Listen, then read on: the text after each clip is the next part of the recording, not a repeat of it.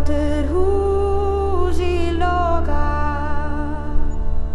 Vi hör för en drake. Follow me as I take you behind the scenes, where I give you a glimpse of how I do my self-portrait. For this one, I'm planning to do a reel for Instagram and a few portraits. My plan is to make it simple, yet deeply personal. The woman in front of the lens is me, but also something else, something deeper, fragile and raw. A version of myself that only appears in certain places, certain light, certain moments. It's always my dog Hvilding and I on these small adventures. We wander, quietly, without a set plan.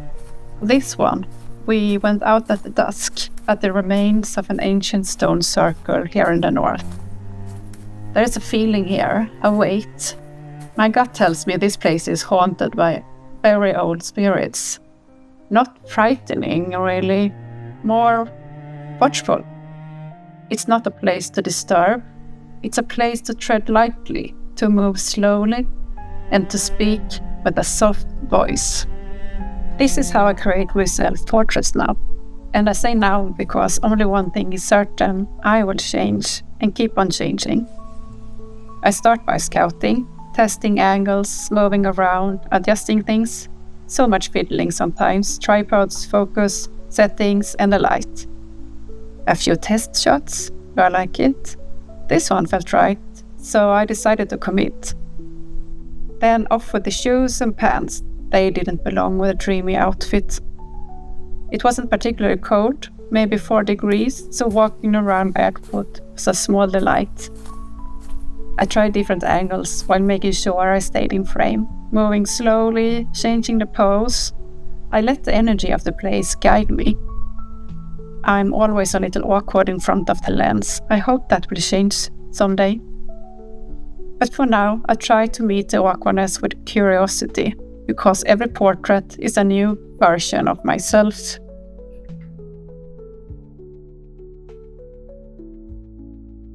I found a few photos that I liked. Moody, soft, strange in the best way.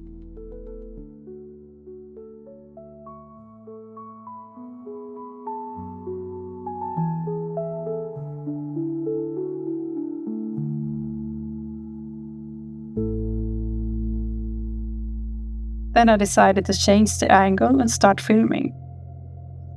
I was suddenly disturbed by movement. Someone was walking their dog towards me.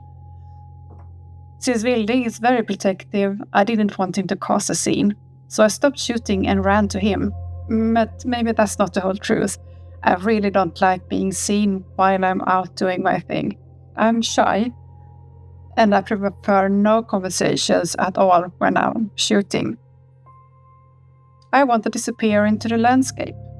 Anyway, I think I scared them more than they scared me. A woman in a white dress, barefoot, holding a lantern at dusk, is apparently not what they expected. So they turned around.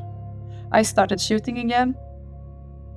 But then I saw lights in the distance. There was more people approaching, but these had clearly stopped and were watching me.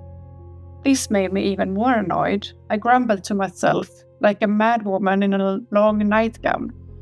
But still, I carried on. But now it was fully dark. The lantern glowed and looked so magical. Nailing focus while moving in the frame was a challenge. But it worked, more or less. Next time I'll try a different setting. But eventually I felt bad for poor Hvilding. He was tired and patient, as always.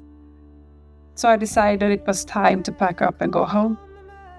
On the way to the car, though, when I stopped to let him pee, I saw something. A shadow? I don't know what it was, but it scared the life out of me. And even worse, it spoke Hvilding just as much. And he is usually not afraid of shadows. For a moment, we just stood there, both of us frozen, staring into the darkness. Did I see an ancient spirit? Who knows? But in some places, you walk softly for a reason. And finally, here is the short video I made for my Instagram. Thanks for watching. Bye!